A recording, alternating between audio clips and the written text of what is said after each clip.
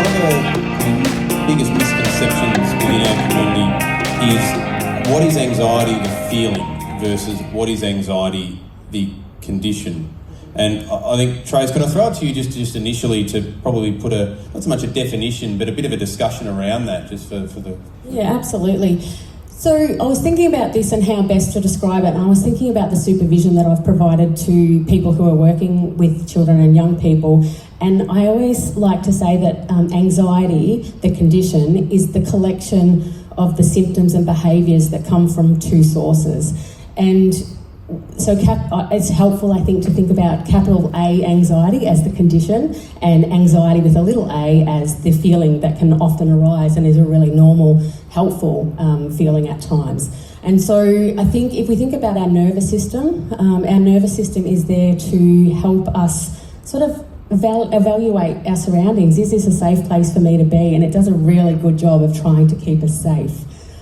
What that then does is, as human beings, we want to make sense of things. So that's where our brain comes into play, and our meaning-making way of wanting to understand will tell a story. And what happens with capital A anxiety is that it tries to make sense of these feelings in the body where it's feeling a little bit unsafe or dangerous, and it'll create a story that then, unfortunately, sometimes perpetuates those feelings in our bodies. And when that gets stuck and it's got nowhere to be expressed, it then creates a whole lot of things in our brain, and we often have ruminating thoughts or, these things that we just can't let go of. And so I always like to think about the visual of, when I've worked with children who are really brilliant at explaining what's happening for them, they'll often draw like a squiggle to represent what's going on in their bodies and brains. And I think that's a really good representation of that stuck energy, that there's these things happening in our body, our brain's trying really hard to make sense of it, but it all just gets really stuck.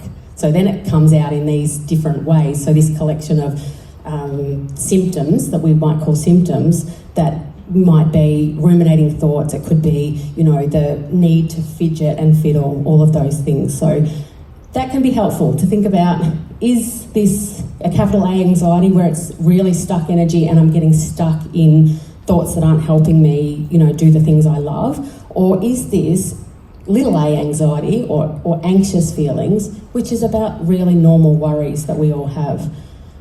Would it be okay for me to talk about the world we live in and why we might have normal worries? I was actually thinking just then, Trace, I think it's an ideal time to do that now, yep. And then we'll just pop to the panel just to see if they have any, insight into what you've just discussed. Yeah, beautiful, yeah. So I did want to just set the context that we live in a world where worry is really expected, and I think that the experiences of the last few years have really taught us that the world does feel unsafe at times, and so I think it's really helpful for us to go, is what I'm feeling, is my friend, is my child experiencing these things as a expected outcome of the experiences that we've all been through, or does this feel like something else? Is it an unhelpful sort of thinking pattern? I really like the quote from J. Krishnamurti, who says, let me just get to a quote that's in my brain somewhere. It's no sign of health to be well adjusted to a profoundly sick society.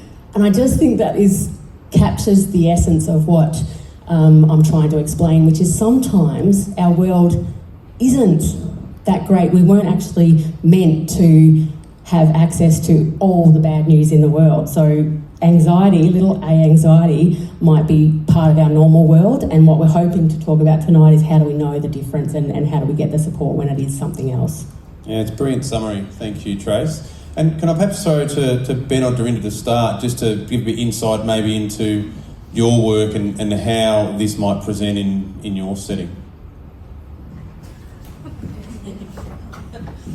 I suppose with us at a school, a lot of people think anxiety is quiet, but we tend to find sometimes our loudest kids are actually the ones that are suffering it the most. So you kind of, a bit like the energy you talk about, Tracy, you're not quite sure what to do and it just explodes into some random behaviour and you're like, what is going on? And when you actually break it down, they're worried about something, they're nervous about something, and then you've got to try and, like you say, just explain to them it's okay and give them strategies to kind of work through it, I suppose. But yeah, it's not always the quiet people that are suffering it, which I think that's also important to note.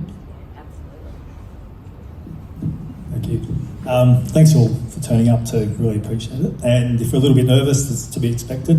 A little bit anxious even. So it is really a privilege, but it's also something that I'm extremely passionate about, and as we all are, and most of you in the room. But I think the big message for me, my experience, has been normalising anxiety as a constant, whether that's a little A, big A, in between A's. Or scribble, but it's around our young people, protecting them enough to know that it's okay. And I think in many cases we don't have to be necessarily at the top of our game or in a position of expertise to be able to do that. So it's a sort of making sure we know for young people and for all of us that things are okay. They're not always great, but they're okay. So I think it's, in my experience, has actually been really trying to reinforce in every young person I deal with that they have their own talents and their own capacity, and in most cases hopefully some support networks, and we just try and build on those and where we can. Yeah. Thank you, Ben. And Beck, can I perhaps throw to you just for your experience from within the workplace and how that's presented from your space? As Dorrinda said before, she sees the loud part of it. Within the workplace, I've come to notice 3 different types, because everybody's different. Exactly the introverts who don't say anything, who keep quiet. And when you ask them to do a new task, they tend to find they don't want to do it. And you need to ask them why and understand that they're anxious about a new task because they're used to doing the familiar things. So they're used to, doing this task, this task, this task. But when you put something onto them that's new, then that's when the anxiety and the anxiousness comes involved. Then, as you said, with the trade, I find some of them just let loose. They'll get upset at a situation, blame somebody else, and then get angry at everyone around them. But when you pull them in and take away that anger and have that discussion with them, you tend to find all they want is somebody to listen. It's not the anger, it's calling out for help. The third part I've seen is the physical part, where they physically, in flight or flight, they are actually fighting, and physically they start to become needing to go to hospital, feeling like they can't breathe. So with work in the trades, I see all these 3 different types. That's what I've noticed. I'm not a professional, but those are 3 things that I've noticed amongst our trades. And last but not least, Dimity, would you like to just touch on your experience there as well? So I'm 23 years old, but the first time that I ever experienced anxiety was when I was 16 years old. And that anxiety was prompted by the death of a close family friend. So obviously when you experience death, you experience grief. And 2 huge factors of grief is depression and anxiety. And so for me, as a young, as a child, as a young teenager, I was very happy-go-lucky, I was confident, I was outgoing. But for my first time experiencing a death, that just blew, everything that I was. That was when I changed. And growing up, I played a lot of sport. My sport that I played the most was netball. And I don't know how far I can go, how long I can talk for, but okay, just to give everyone a little bit of background. So I'm from Rochi. I played 5 years out at Colbernabin with their football netball club. At the age of 14, I was playing A-Res with the girls out there. And then in 2015, I came into Rochi. And at the age of 15, I was playing A-grade with the girls at Rochi. So I'm not tooting my own horn, but I did have quite a good sporting ability. And I love sport, I loved netball, I loved socialising, and I had the passion, I had that fiery feeling in my heart when I got on the court, and I loved showing off my skills.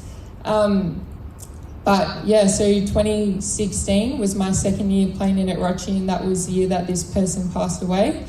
And from that, I didn't want to play sport anymore, didn't want to be around people. Every time I was talking to someone at netball or talking to a teacher at school, all I wanted to do was just cry.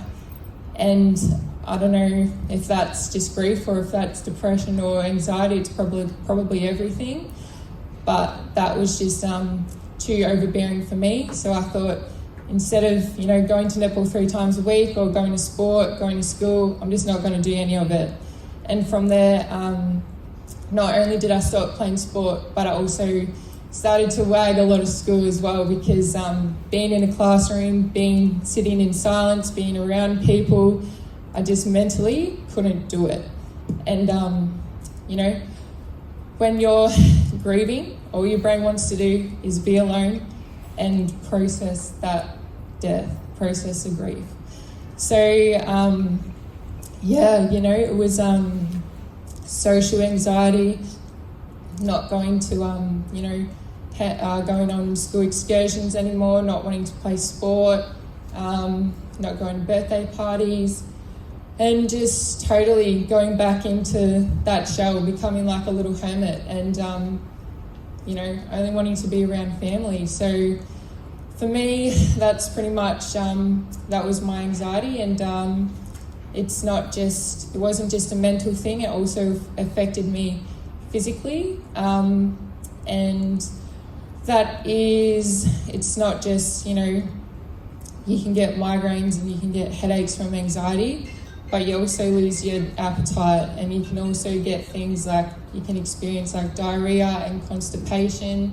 I know as I've gotten older, symptoms like of feeling itchy, that's also like an anxious thing as well. So that's probably my anxiety.